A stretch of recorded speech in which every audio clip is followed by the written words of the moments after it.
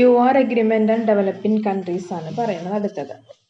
As in the case of the previous rounds, the developing countries in general are dissatisfied with the outcome of the Uruguay round. അതായത് ഓരോ റൗണ്ടിൽ കഴിയുമ്പോൾ developing countries പൊതുവെ പറഞ്ഞിട്ട് എന്താണ് Uruguay റൗണ്ടിന്റെ outcome അല്ലെങ്കിൽ റിസൾട്ട് അവർക്ക് എന്തായിരുന്നു തൃപ്തികരമായിരുന്നില്ല. The US and European countries are getting the best of the world trade pie. അപ്പൊ അവിടെ പ്രാമുഖ്യം ഉണ്ടായിരുന്നതായിരിക്കണം അമേരിക്കക്കും യൂറോപ്യൻ കൺട്രീസിനും ആയിരുന്നു.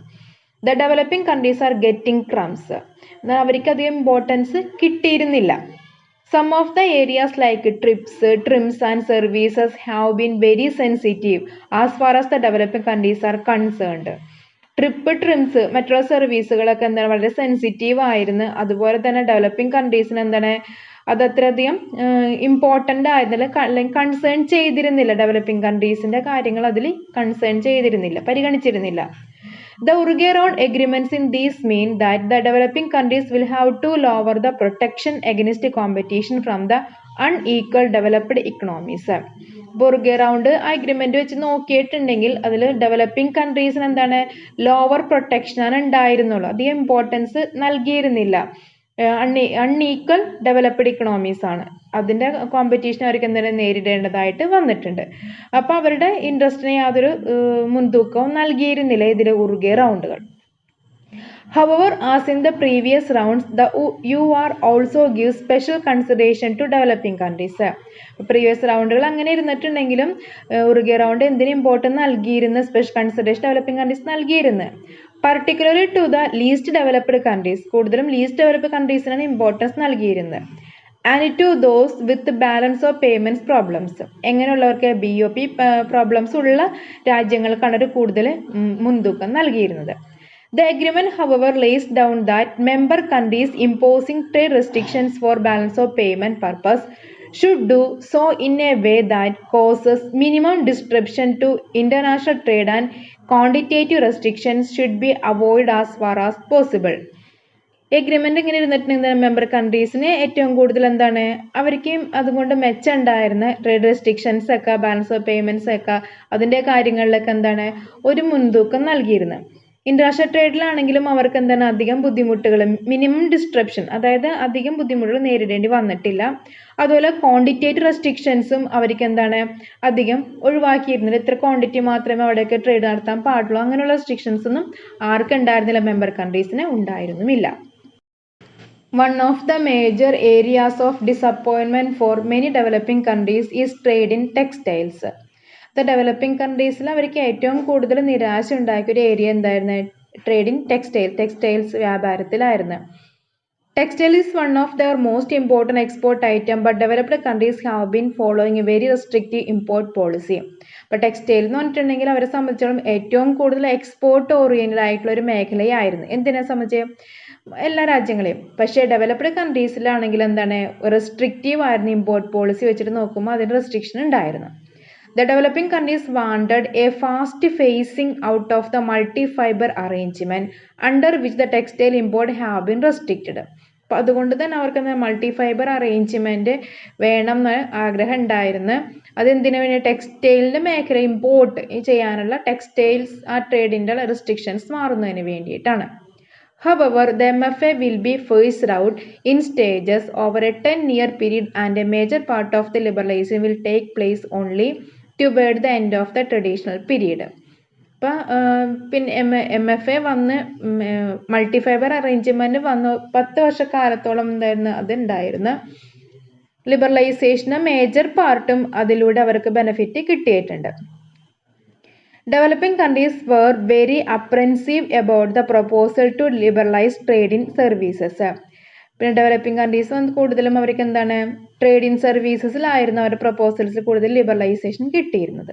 അപ്പോൾ ഇത്രയുമാണ് UR അഗ്രിമെന്റ് ഡെവലപ്പിംഗ് കൺട്രീസും തമ്മിൽ പറയുന്നത്. അടുത്തത് ആൻ ഇവാലുവേഷൻ ഓഫ് GATT ആണ് കേട്ടോ.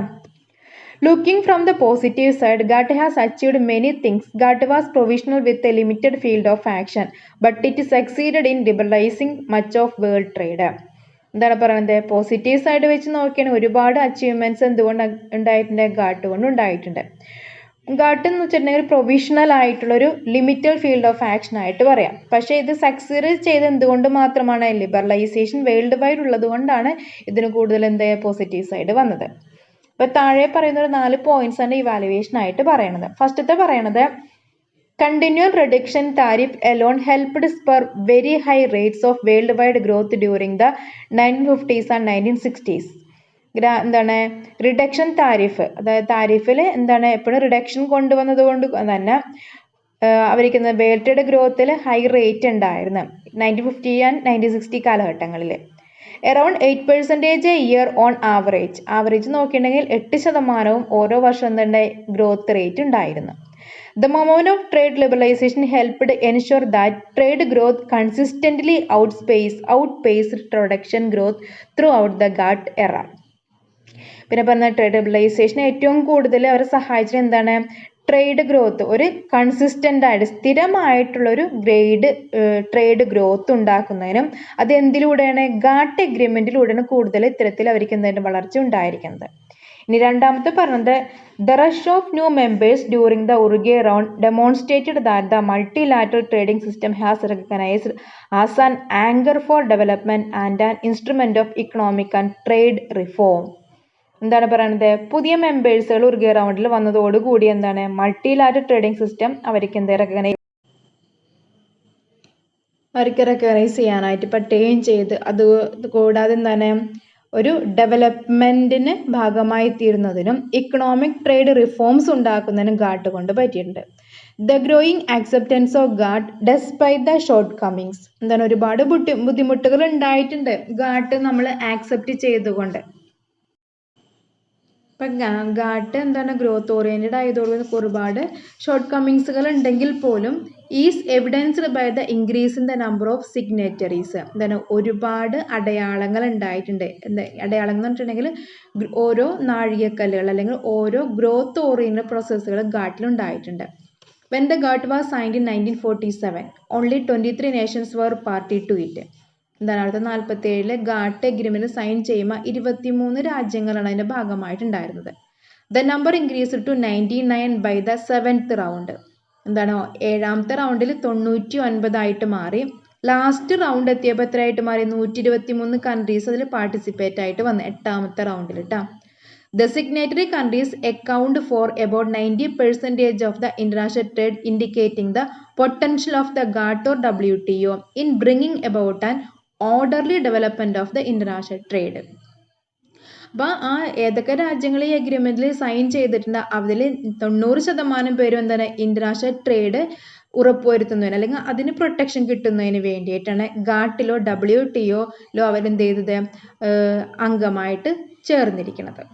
ഇപ്പം രണ്ടാമത്തെ അതാണ് ഇവാലുവേഷനിൽ പറയണത്. മൂന്നാമത്തെ പറയണത് another principal achievement of GATT was establishment of a forum for continuing consultations. മൂന്നാമത്തെ ഒരു അച്ചീവ്മെന്റ് പറഞ്ഞെന്താണ്? ഗാട്ടിന്റെ ഒരു ഫോറം അവർക്ക് എന്തിനു വേണ്ടിയിട്ടാണ്? ഒരു കൺസൾട്ടേഷൻ, നിരന്തരമായിട്ടൊരു അഡ്വൈസ് കിട്ടുന്നതിന് വേണ്ടി ഒരു ഫോറം അവർക്ക് എസ്റ്റാബ്ലിഷ് ചെയ്യാനായിട്ട് സാധിച്ചിട്ടുണ്ട്. Disputes that might otherwise have caused continuing hard feeling, reprisals, and even diplomatic rupture have been brought to the conference table and compromised. തർക്കങ്ങളൊക്കെ ഉണ്ടാവാം അല്ലേ പല രാജ്യങ്ങളിലുള്ളവരിന് പല കാര്യങ്ങൾ. അപ്പോൾ കണ്ടിന്യൂയിട്ട് ആയിട്ട് അങ്ങനെ ഒരു ബുദ്ധിമുട്ട് വരുമ്പോൾ അതൊക്കെ പരിഹരിക്കുന്നതിനായിട്ട് അവരുടെ മുറിമുറുപ്പുകൾ ഇല്ലാതാക്കുന്നതിന്, പിന്നെ എന്താണ് ഡിപ്ലോമാറ്റിക് റപ്ചർ, നയതന്ത്ര വിള്ളൽ. നയതന്ത്രം എന്ന് വെച്ചിട്ടുണ്ടെങ്കിൽ നയപരമായ കാര്യങ്ങളിൽ ഇടപെടൽ അവർക്ക് ബുദ്ധിമുട്ടായിട്ട് വരുമ്പോൾ അത് മാറ്റുന്ന കോംപ്രമൈസ് ആക്കുന്നതിന് വേണ്ടിയിട്ടാണ് അവർ എന്ത് ചെയ്ത് ഇങ്ങനെ ഒരു ഫോറം ഡെവലപ്പ് ചെയ്തിരിക്കുന്നത്. അപ്പം മൂന്നാമത്തെ അച്ചീവ്മെന്റ് അതാണ് പറയണത്. ഇനി ലാസ്റ്റ് നാലാമത്തെ പറഞ്ഞാൽ agriculture trade was clearly an expectation to the liberalisation. എന്താണ് അഗ്രികൾച്ചർ ട്രേഡും എന്താണ് ലിബറലൈസേഷന്റെ ഭാഗമായിട്ടുണ്ടായതാണ്. ഫാർ ഫ്രം ബിക്കമിങ് ഫ്രീ എന്നായിരിക്കും കേട്ടോ. Trade in agriculture became progressively more destroyed by the support given to farmers in the industrial nations. എന്താണ് അവർക്ക് എന്താണ് യാതൊരു പേടിയും ഇല്ലാതെ, അതുപോലെ തന്നെ പ്രോഗ്രസീവായിട്ട് അവരൊന്നും പ്രോഗ്രസീവ് എന്ന് പറഞ്ഞിട്ടുണ്ടെങ്കിൽ ഗ്രോത്ത് ഓറിയൻറ്റഡ് ആയിട്ട് അഗ്രികൾച്ചർ മാറുന്നതിന് അതിന് ഫാർമേഴ്സിന് സപ്പോർട്ട് നൽകുന്ന ഇൻഡസ്ട്രിയൽ ലോൺസുകൾ നൽകുക, അല്ലെങ്കിൽ സബ്സിഡീസ്, ഇമ്പോർട്ട് ചെയ്യുന്ന ബാരിയേഴ്സ് ഒക്കെ ഇല്ലാതാക്കുക, അങ്ങനെയുള്ള കാര്യങ്ങളൊക്കെ പ്രൊവൈഡ് ചെയ്യുന്നത്. Similarly another expectation was textile. പിന്നെ അടുത്ത എന്തായിരുന്നു? ടെക്സ്റ്റൈൽസ് മേഖലയിലായിരുന്നു അടുത്ത എക്സെപ്ഷൻ എന്ന് പറയുന്നത്. എക്സെപ്ഷൻ ആണ് കേട്ടോ. Trade in textiles was restricted by the multi fibre arrangement. Trade in textile restrict ചെയ്യുന്നത് മൾട്ടി ഫൈബർ അറേഞ്ച്മെന്റ് വരുത്തിയേറ്റാണ് റെസ്ട്രിക്ഷൻ കൊണ്ടുവന്നത്. Under the MFA, import of textile item to a number of developed countries were restricted by quotas.